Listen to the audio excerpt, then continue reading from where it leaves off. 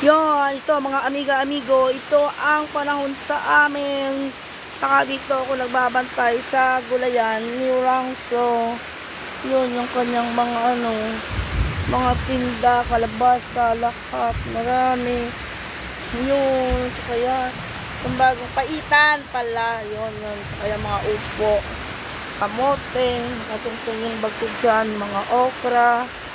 Yan, yung tawag dito, spinach. Alugbate. Yun, yung kanyang mga paninda. Yun. Oh, yung mga dumadaan, nakakapote. Naku, Diyos ko. Oh, wala lumalabas na tricycle. Paano ba namang lalabas eh? Lumakas pa nga lalo. Paano na lang kaya ako nito? Oh, tingnan nyo naman. Ano ba naman yun? Yun, oh. Yan pala ang eskwelahan ko, simulang preparatory, ang kinder, prep hanggang grade 6. Diyan ako nag-aral. Yung room ng grade 6, doon sa doon sa may likuran.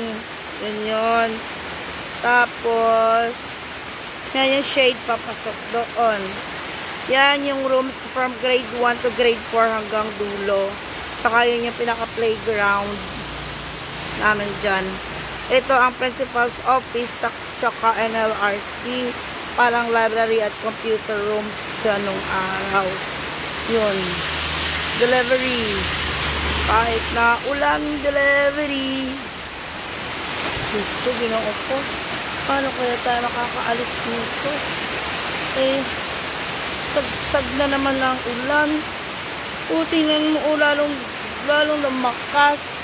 Paano na lang kaya? Ay, naku. Ito, nagtitinda ng isda. Titinda ng isda, nakakapote. Mga taga rito din yan sa amin, nagtitinda ng isda. Ay, nagsi-teacher, kauwi lang galing din ng school. So, siya nagtuturo eh. Ako, basa na ako rito. Tingnan mo yung sapatos ko. Basa na. Nakikisilang lang kasi ako rito. Ayan, tumatagas din. Sige na, mga kaibigan. Bye-bye!